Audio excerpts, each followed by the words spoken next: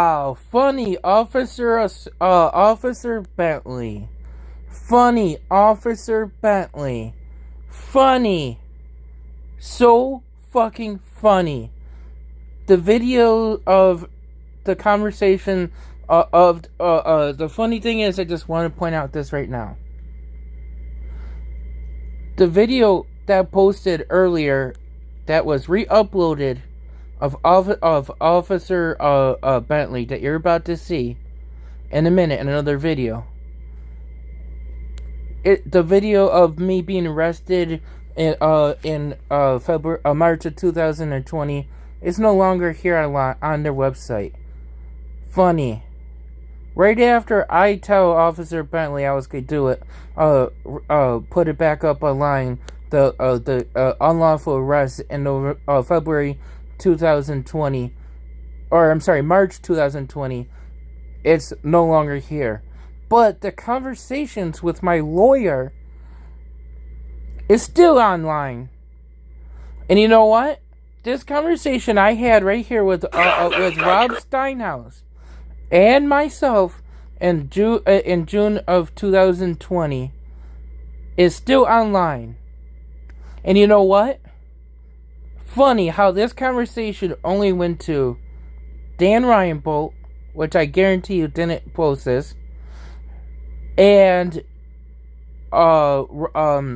Stephen Bentley. It also went to my family. Let's play this conversation so it gets put back on the YouTube where it should be. This was a conversation between me and my lawyer, Rob Steinhaus, and only was between us. And I shared a conversation, this exact conversation, with my parents.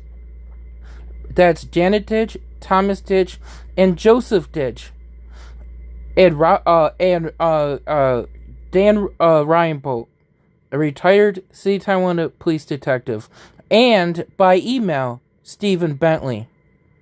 Really? That is not true. And your charges, okay, because they are only misdemeanors. They would never get that high. Correct.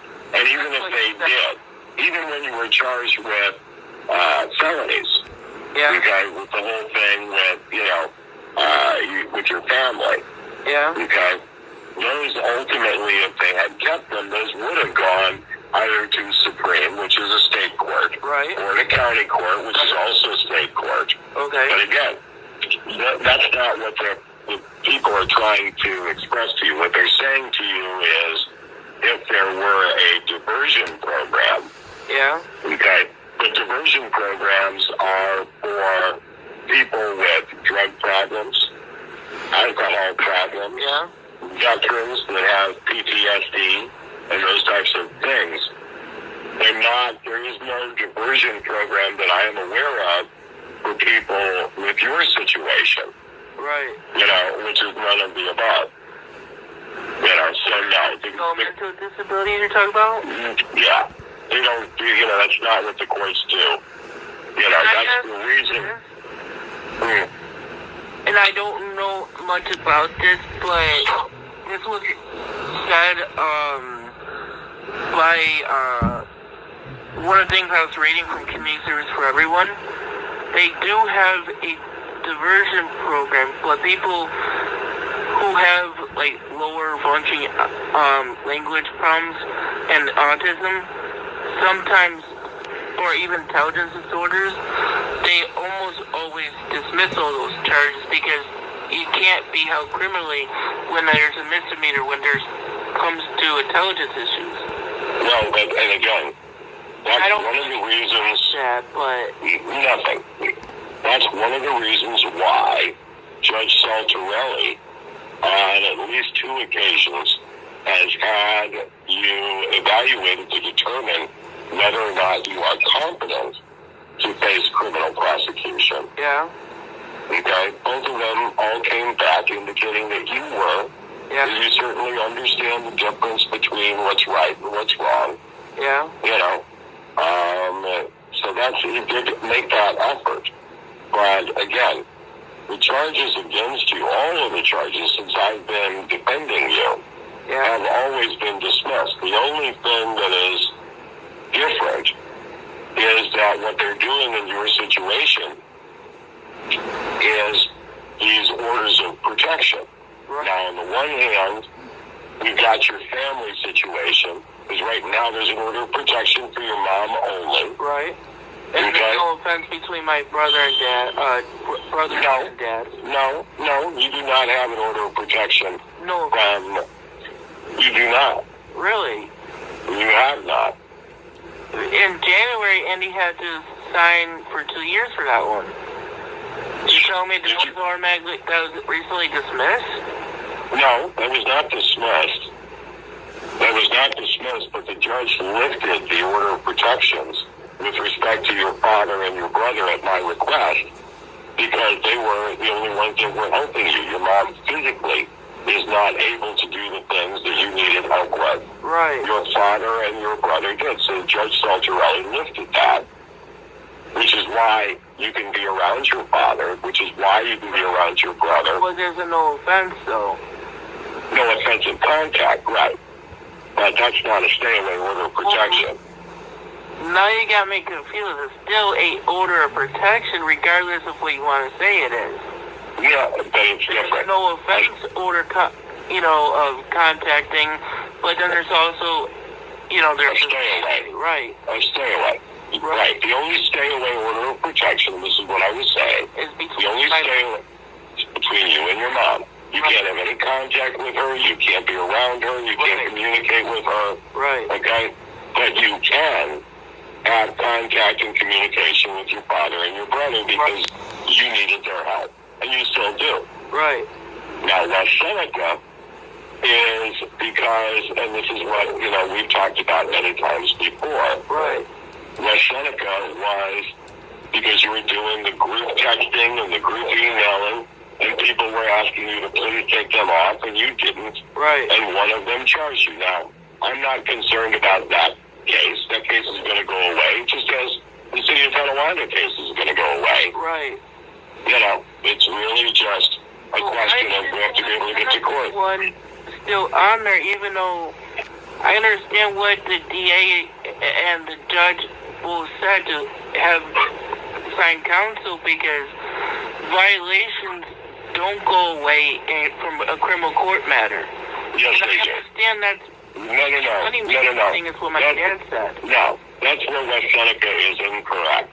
The charges in West Seneca against you were dismissed as part of the disposition in the city of Tonawanda. Right. And the district attorney agreed to this. Now, if the district attorney withdraws charges, no court can prosecute. But we had a pandemic, so before we could get out to West Seneca and have that, basically dismissed by them, is why we couldn't get out there. As soon as we do, West Seneca has no choice, because those charges have already been dismissed. Right. Well, why were they still trying to go through them? Can't tell you. I mean, I understand that that's a violation. That stays the money's No, it's not about money. It's not about money because again, those charges, the district attorney would dismiss them, and they already have. They didn't have the DA from the county in that court. They only had the town prosecutor. Yeah. Correct. But and that's work for the DA. And again, but a DA has jurisdiction over violations. Okay. Yeah, that's what I was told. But the town prosecutor said they tried calling the DA, and the DA had said no, we never agreed to such thing. And they got your faxes, but they were so confused why it would be. Because I need to physically just appear there with you. And once I explain it to them, even though I've tried to do it in my letters, they don't have any choice in the matter. Those charges were gone. They are gone. The reason that they're still crapping around with it is because the woman who filed the violation charge against you wants an order of protection, and West Seneca can't issue an order of protection if the charges are dismissed. why they're, doing what they're doing, but they're going about it in an improper way. Right. Because the charges were dismissed as part of the disposition in the city of Tonawanda. Right. So, we'll get that all cleared up easily. Hasn't been talking to me? I have no idea on that. Can't tell you. I don't know either, because my mom and dad tried calling her many times, and she doesn't even answer for them. Mm-hmm. But she answered for me the other day, and my dad told him how to him in a comment, he seems much more relaxed and happy. What's going on with him? Is he doing better? Is he on medicine? And my dad said no, he doesn't have his care coordinator promising him things, but she's no longer around to help him. And again, can't answer that one. And the whole staff here, Mr. Steinhaus, and I want to help other people. So if it comes to the point where somebody like me you're helping that has the issues, this hotel at the Be Cozy Motel on Niagara Falls Boulevard, the hotel owner is so nice. My dad bought a car from his car lot. And this guy is so nice. He has his brother that, lives at the house here, and he's helping me and checking on me, and they're really concerned about me, and, and they had the police, ask them to help me too, so, and they were already helping me. They're so nice here. They're so understanding. They don't just treat me with special privileges. It's everyone in this hotel. They're so nice. And it feels so good that not only they're so nice, the more important thing, they're understanding and accepting. That's a good thing. Yeah, it is. Yeah, and they spend time with me, too. Good. All right. Well, I just wanted to, touch base to clear up some of the confusion. Yeah, and as soon as I hear more, I will let you know. Can Andy ask you this? So I talked to the North Tonawanda Police, the one officer. I said, why is it that you guys try to send me back to my parents' house, even though I don't want to? And he said, well, because you should not be unsupervised. It is unsafe for you. That may be, but they can't send you there. They can't send me back now, but he said that, was one officer that responded yesterday and the other day, the day before, he had told me that, but he was also one of the officers that drove me back to my parents' house the one time went running away last February. He said, well, the reason why is because you cannot care for yourself.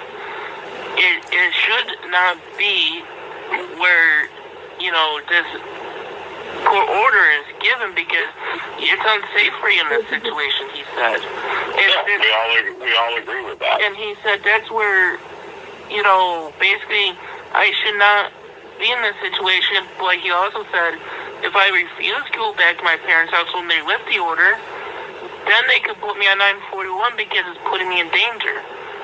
Yes, that's true. So that is true. Yes. Why would that be true, Andy? If you said it before, I didn't have to go back to my parents' house. You don't. If the order of protection is... Yeah, because it's unsafe. You are a danger to yourself. And again, that's only a 72-hour situation.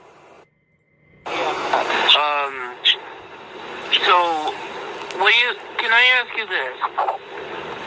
The 3 charges, do you know what ones were the primary ones or no? 3 charges here. Tonawanda.